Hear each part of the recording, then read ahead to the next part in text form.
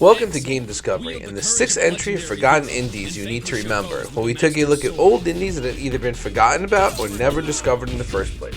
Our first entry, Devil's Dare, came out in 2014, but was later re-released as Streets of Red Devil's Dare Deluxe in 2019. I am a huge fan of Double Dragon Gaiden. I would go as far as to say it's my all-time favorite beat-em-up, and it just keeps getting better, as developers have released a ton of totally free DLC, including survival mode and extra characters, including a personification of the legendary Bimmy. I know I am not alone in my love for this game, and Devil's Dare is made by the same developers, and it kind of is a prototype for Gaiden.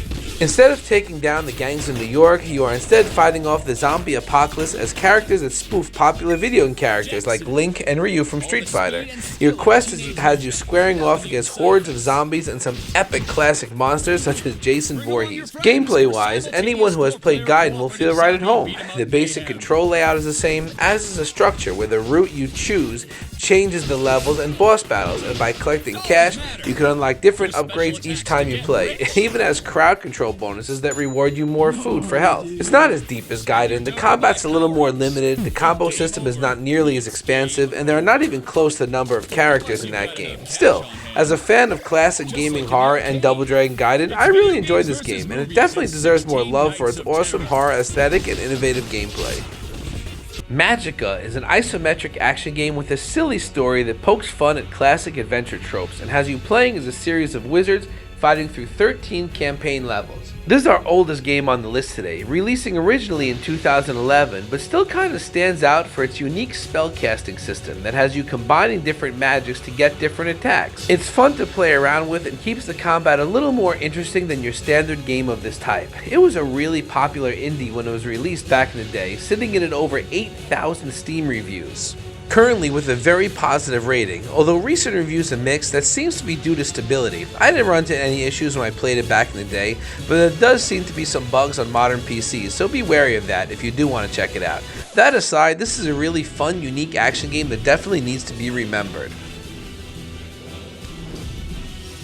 Electronic Superjoy, released way back in 2013, has got to be one of the best precision platformers ever made. As soon as you turn it on, the visuals stand out. Although it has been copied over the years, at the time there was no game that looked quite like this, and there was a rockin' soundtrack to match, along with a ton of visual effects to make you feel like you're in a nightclub dancing the night away.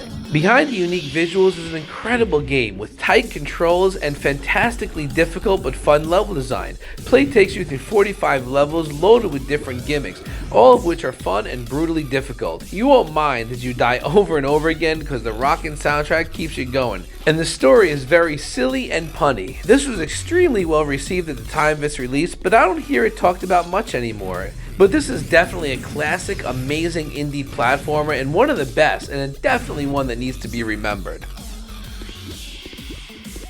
Not a Hero, released in 2016, is a really crazy run and gun with an even crazier story and unique gameplay mechanics. I really can't think of anything I've played to compare it to. It's really fast and frantic shooter that plays out like an action movie. You run through buildings just blasting everything, but a lot of cool moves to keep the combat interesting. You can easily duck in and out of cover and slide around, but at the same time the combat's tactical. The challenge level is really high, there's not much margin of error.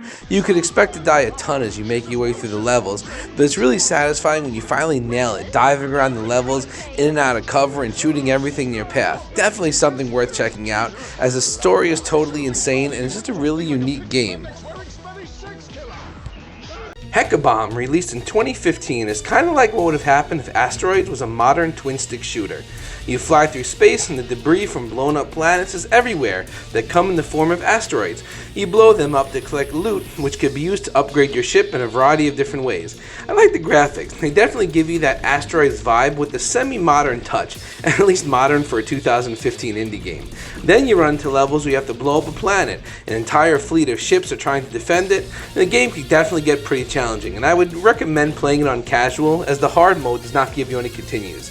It's definitely an unknown game, sitting with a mixed rating at only 29 Steam reviews, so maybe this isn't a game you need to remember, but I had a good time with it, and the 3.5 hours or so it took me to beat, I'm always a sucker for a good twin-stick shooter, and I think this one's pretty serviceable.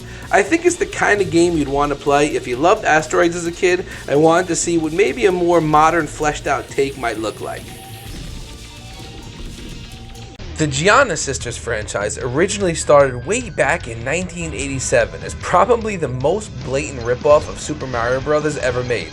To this day, I think it still might hold that title. However, in 2012, they brought the franchise back with the absolutely incredible Gianna Sisters Twisted Dreams. This is easily my favorite game on the list, and one of my favorite indie platformers of all time.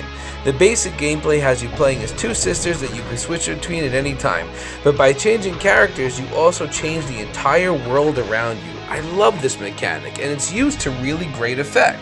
On one hand, there is a puzzle aspect, as you have to manipulate the environments to make progress through the levels, but it also introduces some hardcore platforming that has you switching between sisters mid-jump to create platforms and navigate some really tricky jumps. It is just brilliantly done, and it also gets super hard really quick. Be prepared to die a ton. Some of the criticism of this game is its difficulty, but I loved it. I thought it struck the perfect balance of a hard game that keeps you coming back for one more try without ever feeling cheap. They have also implemented an easy mode, which is far more forgiving and still lets you have fun with the core gameplay mechanics. This is one of those games I love so much that I double dipped to buy the physical on Switch, which could still be found on eBay for under $20, making it a no-brainer if you're a Switch collector. No matter how you choose to play it, this is one of those platforms I think everyone needs to experience. Super Life of Pixel is a platformer released in 2018, and it's an update to a game called Life of Pixel that released in 2015, but I don't know that you could buy the original anymore.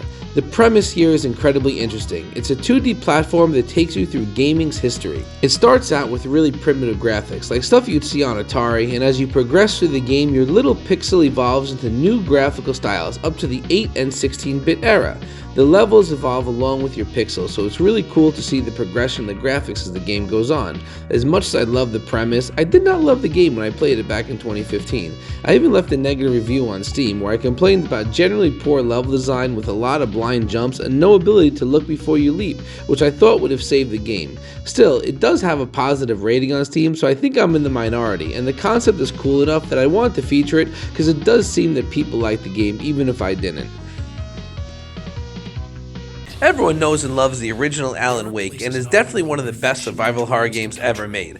I haven't gotten into the sequel, but I've heard that's pretty well received too, and these games are always in the conversation around best survival horror game. But what never really gets mentioned is the spin-off called Alan Wake's American Nightmare, released in 2012. This was actually my first exposure to the series when I played it on the Xbox Live Arcade. I really enjoyed it, and then it led me to try the main game, which is one of my favorites in the genre. The adventure is not as epic as the main series. It took me about 5 hours to beat on my first run, and the focus is more on combat, but it does retain a lot of what you loved about the original game, and if you haven't checked it out, it's definitely worth giving a look if you love Alan Wake. Just know what you're getting when you try it, and I think you'll really enjoy it.